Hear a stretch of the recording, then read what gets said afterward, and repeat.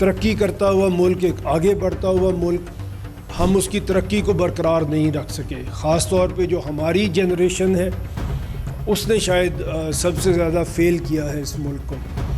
اس کی وجہ کیا ہوئی، کیوں ہم آگے نہیں بڑھ سکے؟ ایسے شعبے، ایسے ڈپارٹمنٹ جس میں ہمیں ترقی کرنی چاہیے تھی، اس میں سب سے پہلے جو ڈپارٹمنٹ کسی کی میں بات کروں تو وہ ایجوکیشن تھا.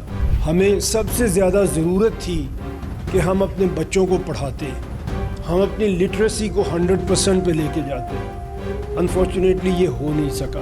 آج حالت کیا ہے کہ پاکستان میں 25 ملین بچے ہیں جو اسکول سے باہر ہیں، اور یہ تعداد دنیا میں سب سے زیادہ ہے.